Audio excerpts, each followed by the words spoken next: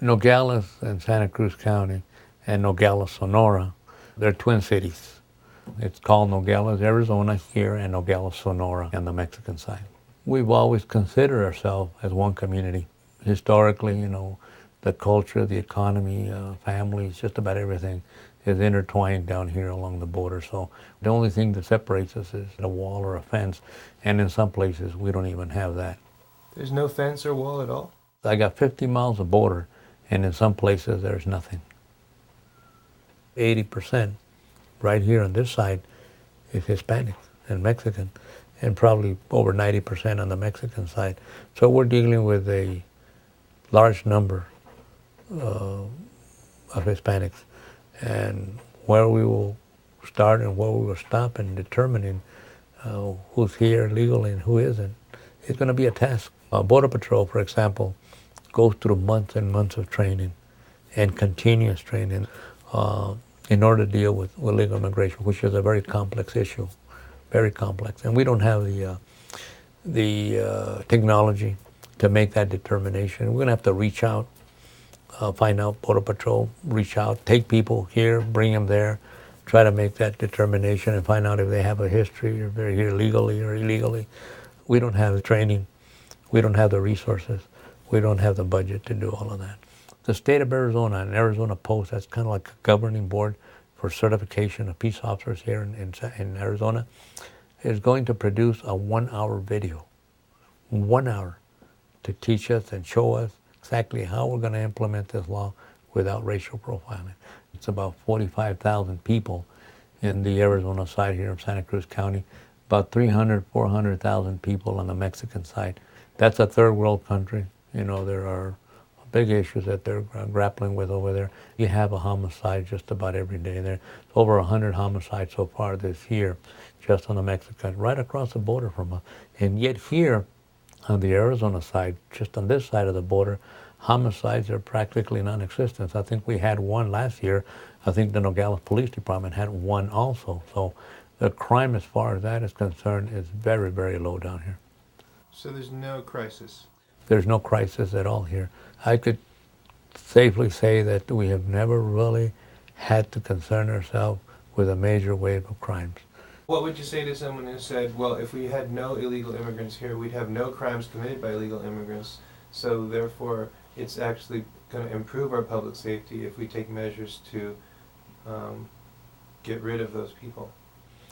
Well, I mean, yeah, you can start there, and then of course you can start categorizing other people and eventually get rid of crime altogether and get rid of everybody. But I don't think the illegal immigrant is a major factor in these issues of crime. I don't think so. In a lot of cases they may be victims of it, but I don't think they're perpetrators. Yeah, you're going to have perpetrators, whether they're here legal or illegal. One of the things that I have said is that we don't need Senate Bill 1070 to deal with that.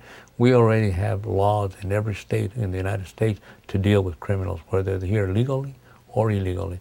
So if we do that, we got no problem. Leave the people that are not harming anybody, actually contributing, alone, and spend all your resources, spend all your efforts on the criminals. History proves that having good relationship with the community is your best law enforcement, and crime prevention tool that you can have.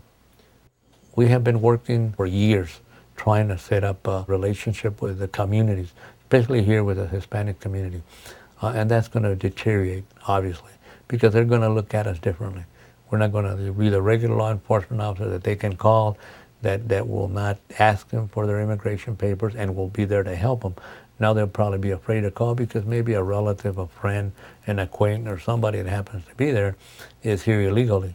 And that's going to create some concerns and issues for them. So they may say, we're not going to call you. Potential witnesses to a crime is going to be a problem. So let's say you were investigating a crime and there was a witness and they refused to show you identification. What would you do then?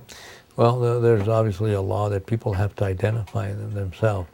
But, we would probably be forced to investigate it further and find out exactly who they are, even if we have to detain them to make that determination.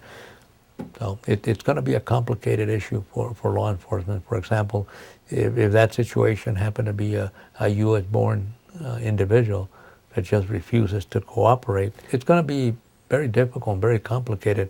And I think we're going to be tested, our officers are going to be tested by some of these people. And that's where I'm afraid of, because that's where you got your lawsuits. If you don't do it, you get sued. If you do it and you do it wrong, you get sued. So, it put us in a pretty precarious situation as far as law enforcement. If you are sued, who pays for the legal defense? Does it come out of your budget? It comes out of the county. The county is in an insurance pool of smaller counties, and they contribute to that. And anytime they get sued, they get represented. And of course, it costs the county for that representation. And then if we lose a lawsuit, it also, the insurance pool will pay for it. But then on the other end, the county will pay a little more in premium. So yeah, eventually the county will pay for it. I see. And so does that mean that taxes will go up, or you just kind of cut back on other things? It could be both. We may not have enough to be able to increase taxes, because the only thing we can do is increase property tax along here. That's all we can do. Probably curtail, reduce services. That's about it. So that's why I'm saying that, this, we cannot afford Senate Bill 1070. We cannot afford it. I know that some organizations are for it. Some police organizations are for it, but I think not being managers, like the chiefs and the sheriffs, they don't realize the implications, the financial implications.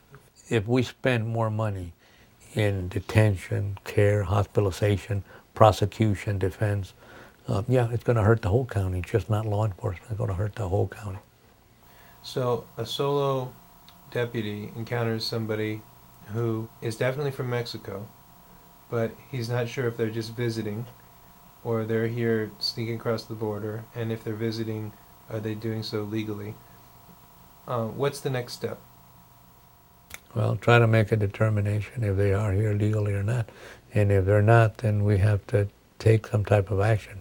Either contact Border Patrol so that they can take in custody, or like I indicated, my biggest fear is that Border Patrol will say, no, you got them, you keep them, you find out. That's our concern. Our concern is having to spend all the time and all the resources in trying to determine if that person here is legally or not. And we could, one of our deputies could come across 15 at any given time up in the valley or the rural areas. That's going to take a lot of time. Mm-hmm. Now, if he's going to transport them somewhere, if he's going to transport them here, we're going to have to send, I don't know how many squad cars out there or vans to bring them up, bring them in here. It's just a humongous problem. Well, how many deputies do you have patrolling at any given time? Usually it's about 5 or 6 max per shift for 1,240 square miles and 50 miles of border, and having to deal with, populated areas like Rio Rico, Sonoita, Elgin, Tubac, Tumacacori.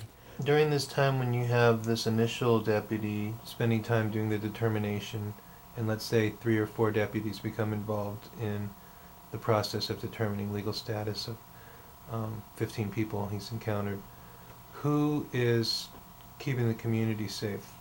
Who's covering for them? Well, if we don't have anybody, there's nobody else. I mean, you could probably have Border Patrol out there in case something comes up, that they may help out and assist and back us up. But that's not their responsibility, and that's not their priority.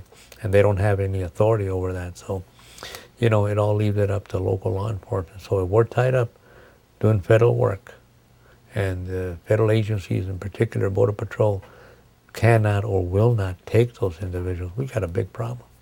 We got a humongous problem.